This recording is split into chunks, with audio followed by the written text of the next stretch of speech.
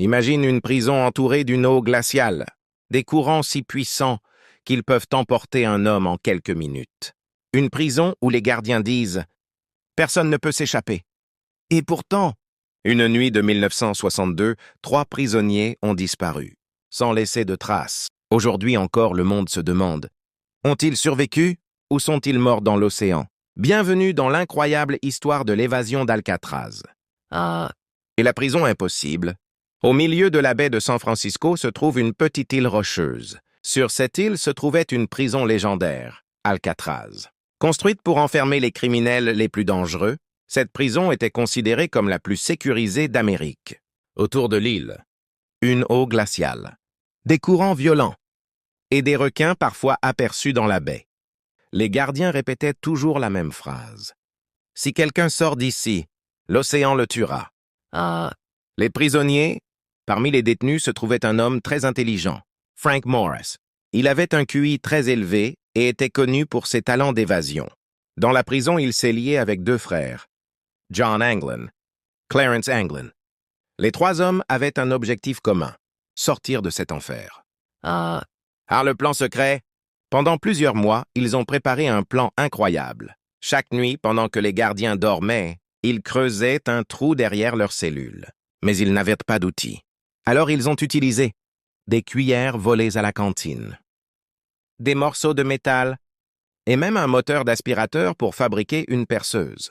Petit à petit, le mur s'est ouvert. Derrière les cellules se trouvait un espace vide utilisé pour la maintenance. C'était leur chemin vers la liberté.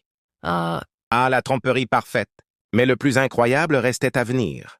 Pour tromper les gardiens, ils ont fabriqué de fausses têtes humaines. Avec du savon, du papier et du ciment, ils ont sculpté des visages. Puis ils ont collé de vrais cheveux récupérés chez le coiffeur de la prison. La nuit de l'évasion, ils ont placé ces têtes sur leurs oreillers.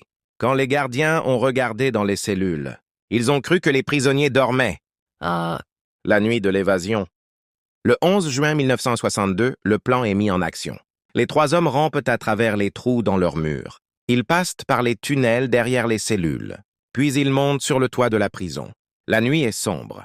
Le vent souffle. Personne ne les voit. Avant de partir, ils utilisent des imperméables volés pour fabriquer un radeau gonflable. Et ensuite, ils disparaissent dans l'obscurité de la baie de San Francisco Bay. La découverte. Le lendemain matin, un gardien remarque quelque chose d'étrange. Il touche la tête d'un prisonnier. La tête roule sur le sol. C'était une fausse tête. L'alarme est déclenchée dans la fin d'Alcatraz. Les gardiens fouillent l'île. Aujourd'hui, c'est un de l'évasion reste l'un des plus grands mystères criminels du monde. En 1963, aujourd'hui les touristes les cellules vides, attirés par le mystère de l'évasion de 1962. Aujourd'hui, c'est un lieu touristique très visité avec des touristes explorant les bâtiments abandonnés. Aujourd'hui, c'est un lieu touristique avec une atmosphère de mystère persistant. Et voici les cellules vides, incroyable. La fin d'Alcatraz. Aujourd'hui, c'est un Letonqueta lieu touristique très visité, c'est Merlé.